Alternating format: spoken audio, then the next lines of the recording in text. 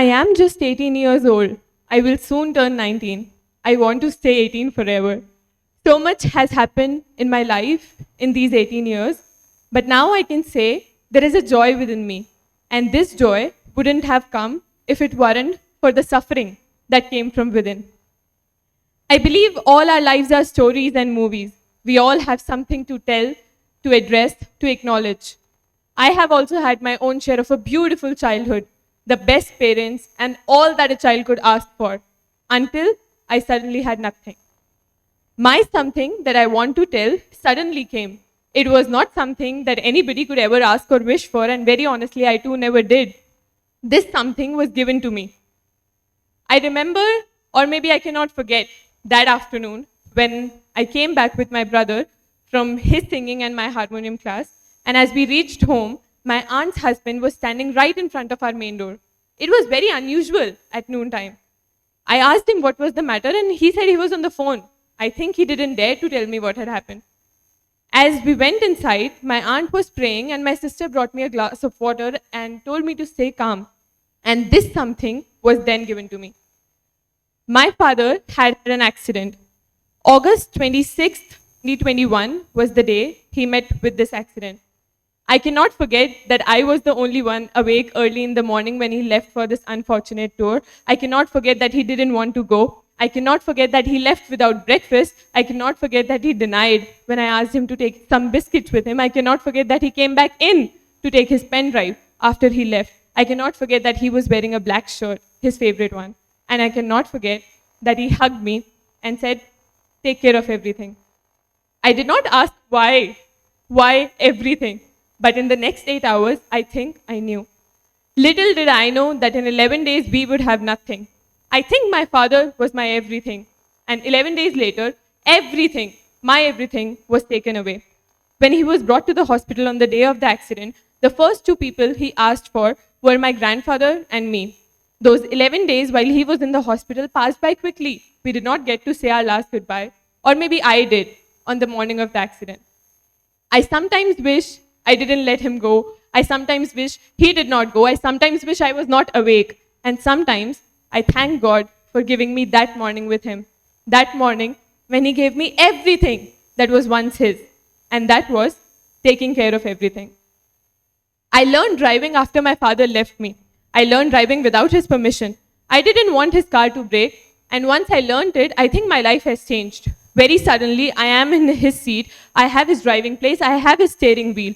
I am the driver. I am the driving force for my family. I am in responsibility. I often thought why I love driving.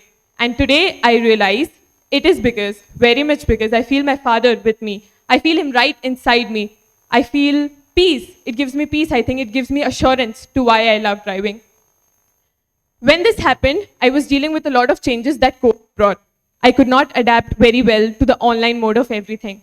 I was very active in everything before COVID, but suddenly I was doing nothing. I did not understand what was happening to me, and I hated COVID.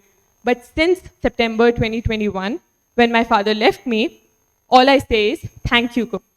Thank you for giving us that time with each other. That time, I think the best time of my life, when everybody was home. My dear father was home. Have I forgotten what it feels like to get a call from my father? Fear, love, excitement, longingness, or just the feeling of having him, or nothing but protection and possession and a hug? Have I forgotten, or do I remember? Have I forgotten what it feels like, or I really don't want, really don't want to forget? That very day, on September 5, 2021, I grew up in a matter of seconds. A 16-year-old who loved her father more than anything in the world suddenly grew up. I remember when I was 13, on a Sunday, I had a very bad dream. In my dream, some men were throwing stones at my father on some dark night on some old bridge. That dream seemed very dark and very dim. When I woke up from this terrific dream, I ran to my father. It was a Sunday, so he was home. I ran to him and I hugged him, and I did not leave him for the next 2 hours. And this 16-year-old, the same little girl who was scared and horrified with that terrific dream, was suddenly all grown up. She was telling her mother to stay calm, to maybe not cry, or Papa would be sad. I see my father in my dreams every day, or most days I think, but I forget everything as soon as I wake up. I know I saw him, I know he was there. I know he was right there with me, but very suddenly my eyes open. Why do they have to open? Why do they have to open every day? Why do they have to open so early? And then I want to go back to bed. Go back to bed so bad that I pray to God and my eyes and my soul and my heart to bring that beautiful moment back. But I can't, they can't, and my eyes open. I threw my specs somewhere and I started running to the temple I believed in, to the gods I thought existed. And then I was running back home again. And then I was running to the Gurudwara my father believed in. I was running as fast as I could to blame the gods, to tell them to do something magical, to tell them to do a miracle, to tell them they don't exist, to tell them they have no powers, to tell them my father believed in them, so why were they doing this to him?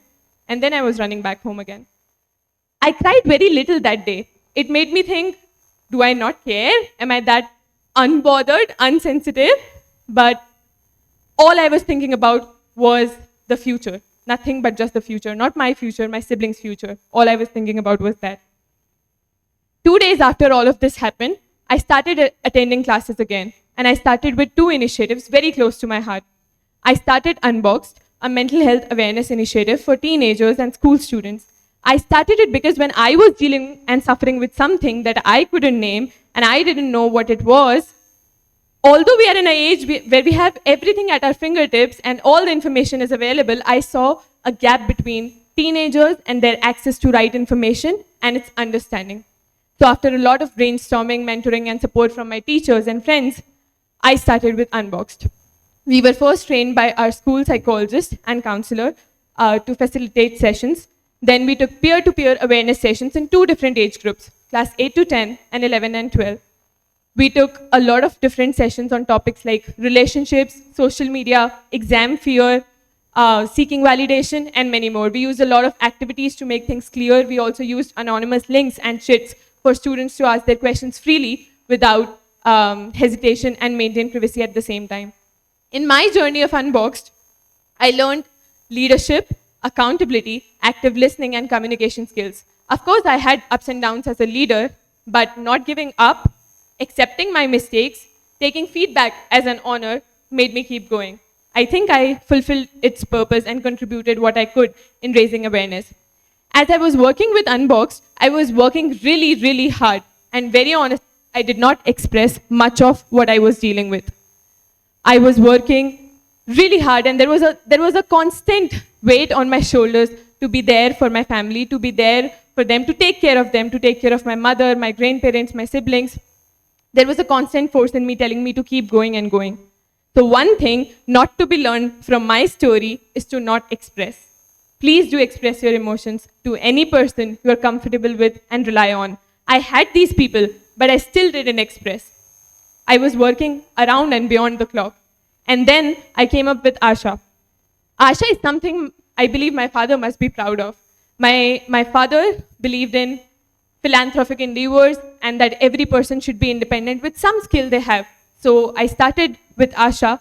Asha, my dear charity initiative, brought smiles to the faces of underprivileged children and women. I started it in a government school near my place. I went there after my school every day for almost 2 hours and taught children of classes 6 to 8, whatever limited skills I had. I taught them basic language skills, art, dance, drawing, and public speaking. We also celebrated a lot of festivals together, like Children's Day, Christmas, New Year, Deepavali.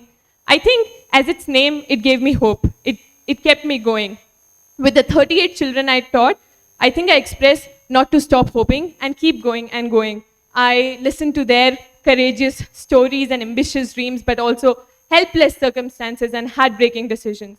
Then I taught 8 women of a slum some basic literacy skills as the part of New India Literacy Program by the Government of India. And in my 3 months of experience with them, I listened to their struggles, how they were married at a young age and had to bear children at ages as low as 15. My struggles seemed nothing in front of theirs. I learned to be resilient from them and keep going. Of course, I have been privileged to be able to deliver this service. Days seemed to be easy with work and studies and running here and there, but nights were something I never looked forward to. I had to calm my weeping mother and hug my little brother and tell my sister that we would be fine, but I myself was not fine. I was scared and terrified. it was the first time for me too to experience these harsh realities of life, these realities of life that I had also never seen before. I was also always very loved and protected, but very suddenly all I had to be was strong. Nights brought the acknowledgement of the fact that although we are together, we are alone. We are not complete. Most nights after they slept, I sat up with my laptop, trying to find something to work on, to study, or just sit.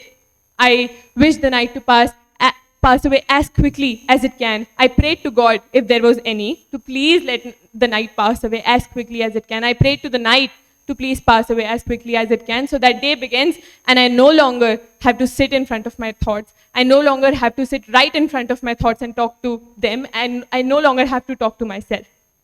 I want to escape. I want to sleep properly. I want to sleep without worries of tomorrow, and I want to sleep without fears of getting abandoned. Sleep in peace. I want to sleep without uneasiness. I want to sleep well, and I also want to be pampered, and I also want to get angry on somebody. Challenges kept coming in my personal life, but there was a lot of good happening too. On July 26, 2022, I was given the responsibility to lead ahead as the head girl of my school. I was very happy, but on the inside I was falling apart. I texted my uncle and he said good, but I waited and hoped for my father to send me some kind of message that he was happy with me. As I was working with Unbox and Asha and my other responsibilities, I felt like life was coming on track, except for my nights. That is when I started journaling. I wanted to answer thoughts. I wanted to know myself. My first entry was sometime in December of 2022. Time went on and board examinations came. It was all well until another thing happened. On March 29, 2023, the day of my history examination, I could not attempt it due to a medical emergency. I was diagnosed with kidney stones on the very day of the examination. My last examination was on April 5, 2023. So I had 6 days to recover and prepare and attempt my last examination. There were a lot of things going on. What if I felt the pain again during my last examination? What if I could not attempt my last examination? But I recovered in 4 days, studied for 2 days, and it all went well.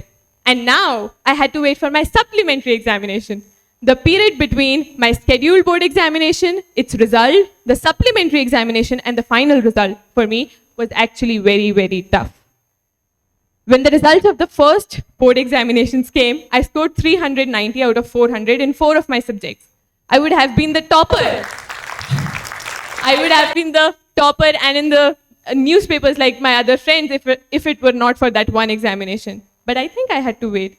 During that time, I did not open my social media or see the news. My friends and family told me all that mattered was my health, and they knew my strengths and capabilities, and that it is a test of time. But all these words felt just like words to me. I felt like giving up. I felt like if I could have endured the pain during that examination, maybe I could have proved myself. I felt like a loser. I felt all the emotions of regret and guilt.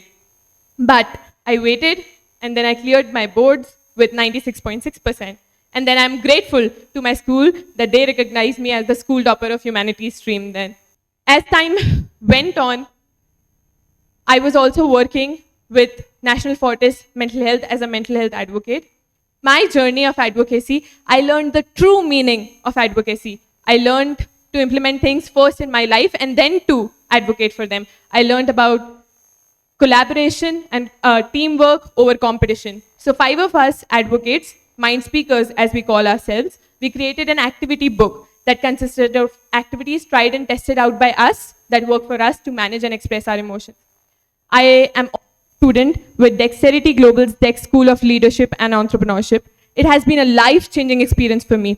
I am learning resistance, commitment, long-term work, and the power of education. I'm learning more about myself. I'm becoming self-aware. I am reminded of my purpose every day. And I'm learning that it is not just about impacting the world, but about impacting myself first. I'm grateful to have been accepted into these programs.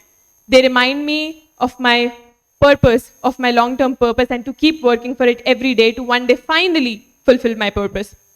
In the month of July 2023, another battle began, and that was for me to study outside of my hometown. My family was not very much in favor of it. I had to fight for it like a real battle. I had to fight for it like life and death, and I did fight for it like life and death. I had to convince them, giving all the reasons I could. And so, while filling my college applications forms, I filled the form for only one college. Only one. And then I won it. And with that, I became the first person in my family to go to college, that too outside of my hometown. It is a big thing for my family. For a year or so, I knew Guwahati was the place I'm meant to be. Tata Institute of Social Sciences is the place I'm meant to be for the next 4 years of my life. I could not let it be taken away. I had to win this first step in my journey of steps and steps ahead. And so I won it. And now I'm there. And it is exactly as I thought and knew it would be. I'm close to nature, I'm reading, I'm writing, I am in self-reflection and introspection, and I have become patient. For all those who know me, know that I was never a patient person, but I finally am. I've learned to wait. For the first time in 18 years of my time, I feel what time is. I'm actually in time. For the first time, I have not figured out everything. I feel what time is and where is it and what is it for the first time in my life. In January 2024, something very unfortunate happened at home again that impacted me really badly. And I felt like it was all over. My life of little hopes and happenings has ended. And it is all, I can do nothing to make things better now. But surprisingly, I did. I did make things better again. I did make things right. Sometimes I'm very angry with myself about why can't I stop hoping and why can't I stop making things right? Why am I always able to start over all from the beginning and hope and wait for better to come? Sometimes I'm very angry and very tired. I sleep on my father's pillow. Maybe that is why I get dreams of him every day. I sleep on it. Maybe that is why I feel what I feel. I don't know. I feel like I have to do the work now. I must do it. And so this January 2024, I realized that I cannot know when things will go all wrong and when everything will end. So I have to make the best use of my time and keep going and keep going. I read somewhere that if success is a sprint, givers may finish last. But if it is a marathon, takers often fell behind and often finish last. And I realized my life is not a sprint anymore. It is a marathon.